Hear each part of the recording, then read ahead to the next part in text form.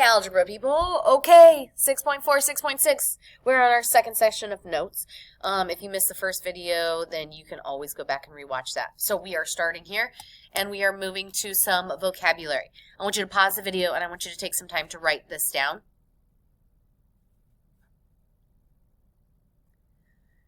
Okay, if you've unpaused now, I'm going to scroll it down a little bit so you can get the bottom part. Write those down. Pause if you need it. Okay, once you have all those written down, that's really important that you have all those definitions. That's going to be something you need to have. We are talking today about probability and about odds. And typically, everybody talks about, well, what's the odds of this? What's the odds of that? Really, you're talking about probability. So, if you are rolling a number cube and you are flipping a coin, we have two different things happening. If that is the case, if you are rolling a number cube is a dice. That is 1 out of 6. There are 6 chances there. And then if you are flipping a coin, you have 1 out of 2 because there are just 2 chances there. So then how many possible outcomes are there? If we're just doing how many possible outcomes are there, we're just going to multiply the bottom out of there. So I'm going to get a total of 12 different outcomes. Rolling a number cube and a dice. You could list them out. You could roll a 1 and get heads. You could roll a 1 and get tails. You could roll a 2 and get heads, a 2 and get tails, a 3 and get heads, and so forth. But we are just going to take that 6 times 1.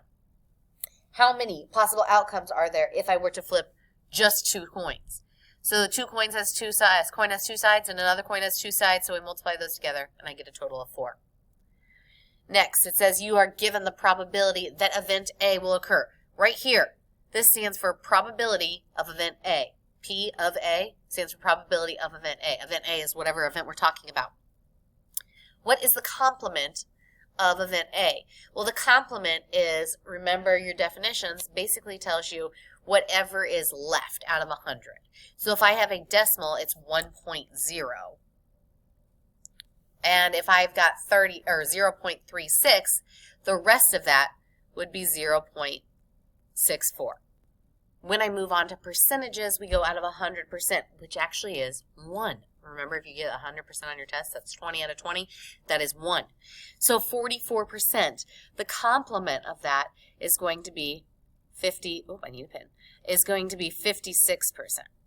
That's going to give me a total of 1. All right, next section. It says 10 letters in the word Washington are each written on pieces of paper and randomly chosen from a bag.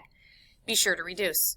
So basically, you've got all these letters. You've got a W in the bag, like a little tile, an A, an S, and you get the idea, okay? What is the probability of drawing an A from the bag? Okay, so what we need to talk about is how many letters are in the word Washington. So let's count those letters. 4, 5, 6, 7, 8, 9, 10. There are 10 letters. So how many A's are there in the bag? Well, I only see 1 A right here. That means 1 out of 10. What's the probability? It'd be 1 out of 10. What is the probability of not drawing an A? Well, that would actually be the complement, which is then 9 out of 10, because there are 9 letters that are not A. What is the probability of drawing either an A or an N? Well, I've got an N here and an N here, and then I have an A, which gives me a total of 3 out of 10. All right, complementary or non-complementary. Complementary events are events that are going to make each other equal 1. So if I'm talking about rolling an odd number on the dice, the odd numbers on the dice are 1, 3, and 5. That would give me a total of 3 options out of 6. And then I talk about rolling an even number on the dice. Well, those are 2, 4, and 6. That would give me 3 options out of 6. So if I add those together, then my complementary event, that is actually going to be a complementary events because they total the entire number set of the dice. If I roll a 4 on a dice or an odd number, well, there's only 1 4 on a number cube, and that's 1 out of 6. There are 3 odd numbers, and so that one is in fact going to be non-complementary because if I add those together, I get 4 out of 6, not 6 out of 6. Okay, next I have drawing hearts from a standard deck of cards. and you know hearts are only a fourth of that card deck, or drawing black from a standard deck of cards, and that's half of that card deck. And so that one actually is also non-complementary. Now, if I would have said drawing red or black, then that would be complementary, but in this case, they are not. Okay, next we have something called disjoint and overlapping. You all know what the word overlapping means. Overlapping means that something is happening and it's overlapping the other number. Disjoint means that they are completely separate. They have nothing in common. So if we are rolling a dice and landing it on a 1 or an odd number, okay, well, is a 1 an odd number? It absolutely is. So because 1 is an odd number, those are going to be overlapping. Because if you roll a 1, you are absolutely rolling an odd number. Okay, if we are drawing a diamond or a black card from a standard deck of cards, well, the diamonds, hopefully you know, are red, and the black cards are a different option. So those are disjoint because those will not overlap. I cannot draw a diamond and a black card. Rolling a dice and landing it on a 2 or a number greater than 4. Well, 2 is not greater than 4. So I know that that is also going to be disjoint. Moving on. We now have a spinner. A spinner was spun 20 different times. This is one of those spinners that has 4 different colors, right? It's got the blue, the green, the red, the orange. Find the odds. Now, odds is different than probability because odds is going to be how many can you get versus how many can you not get, where probability is how many can you get over the total. Odds is different. So when we talk about odds of landing a red, I look and see, well, how many reds do I have? I have 6 that are red. And then I think, how many are not red? Not out of 20, but how many are not red?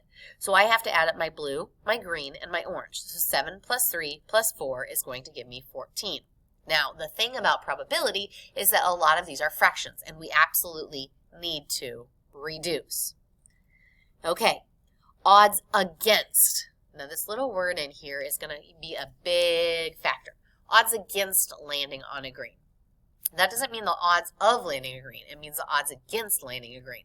So I need to start with how many are not green.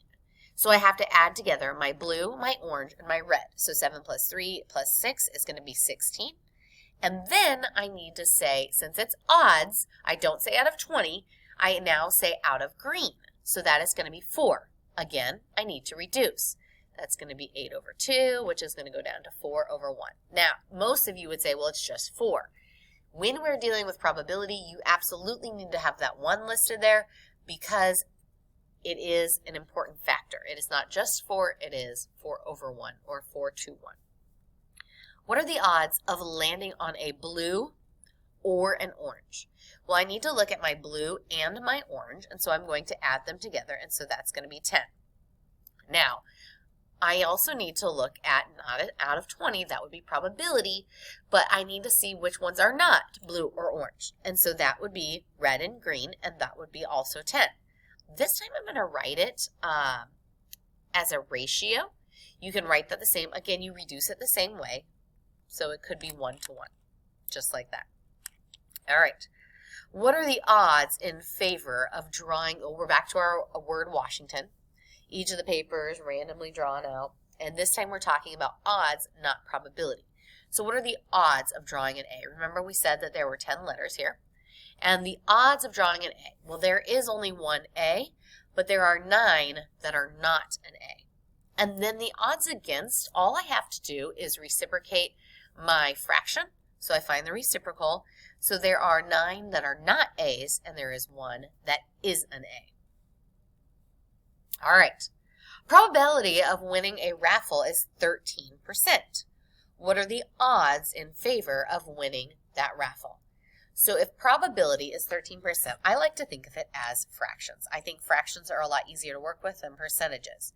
So I'm going to talk about 13 out of 100. That is your probability.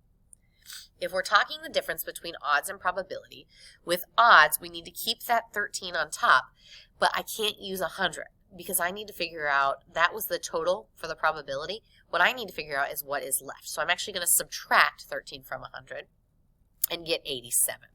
Okay, so 13 out of 87 is, in fact, my odds. And this would be my probability. Okay, so the probability of rain is 3 to 7, or if you write it as a fraction, 3 over 7. What are the odds in favor of rain?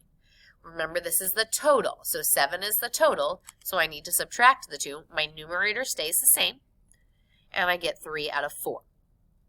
Now, I'm going the opposite way, and I'm going to tell you the odds in favor of winning is 1 to 7.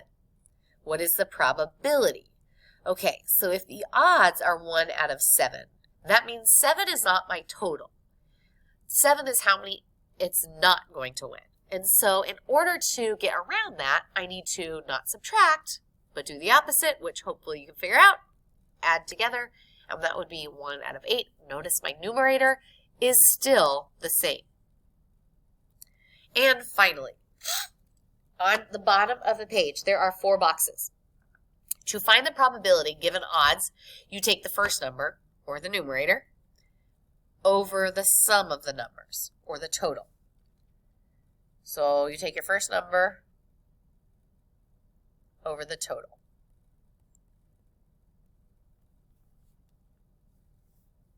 You have to add. To find the odds given the probability, you take your first number, or your numerator. I should probably write that on the top too. And this one we have to subtract. Or you find the difference. Okay?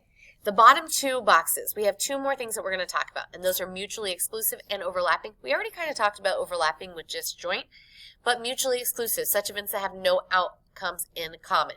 If 2 events are mutually exclusive, then the probability of A and B is the sum of their individual probabilities. This is like flipping a coin and rolling a number cube. They have nothing in common. It does not impact what my coin flip is, does not determine what I roll on my dice. Overlapping would be that either of the events is the sum of the probabilities of the events minus the probability. So what that is saying is that 2 things are happening. I am rolling a number cube and I am rolling another number cube. And I could get the same thing. I could get that same option. In that case, I do have to subtract. If I have mutually exclusive events, what I would do is add those 2 fractions together. 1/6 plus 1/2. If I have overlapping events, I do have to add them together, but I do have to subtract out anything that would be double. So if I roll a 3 and an odd number, I would have to make sure I subtract that out. Sometimes it's easier just to count them. Next, your task is to do the activity that is posted and the Google form. Have a great day.